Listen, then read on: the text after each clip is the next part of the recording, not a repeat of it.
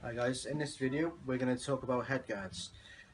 First of all, I want to talk about why should you wear a headguard. The most common misconception with headguards is that they prevent concussion. It's not entirely true. Headguards only protect against minor collisions. Their main use is to protect against cuts and lacerations. So that's if you either in just a collision with the head and tackling, or if you find yourself at the bottom of a ruck and someone puts their foot where it shouldn't be. It cuts, like I said, it prevents against that. You'll hear about all these horror stories with people's ears hanging off once they get an unfortunate stud to the side of the head. This will prevent part of that. The other thing it prevents as well is mainly for the forwards, it's cauliflower ear, so that is essentially just the rubbing of the ear. Eventually you'll end up with this inflamed ear which doesn't really go away. Quite a few rugby forwards in the past have got it.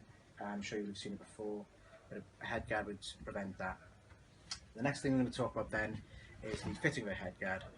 So when you fit a headguard, you want to make sure it's obviously the strap's off, the back is loosened, and then pop it down to the head. You want the top part just to fit above the brow here. And also we've got two different examples then of how a headguard, of a fit of a headguard. This one here is pretty much a perfect fit, where basically you have not much room to get your hands in. The model we're using there is not ideal, but not much room to get your fingers in on the side or around the back here. Nice and tight across the back. Basically you just don't want anywhere for anyone to get their hands in and sort of rip your head off essentially.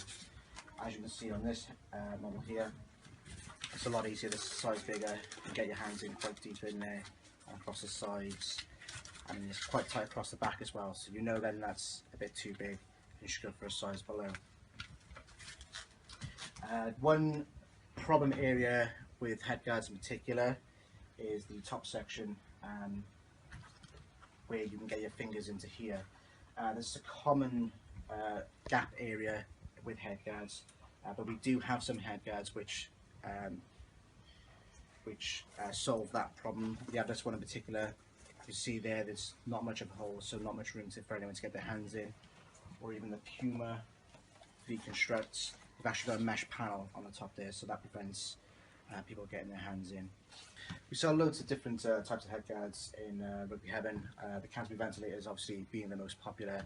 As I showed before, we sell Adidas and Puma as well. We've got some Burda headguards, the Opera 360 ones, quite good value headguards as well. As long as you get a nice good fit with the headguard, it's not tight across the forehead, it's not uncomfortable, nowhere for anyone to get their hands in, and you should have a good, nice fine fit and you should be fine.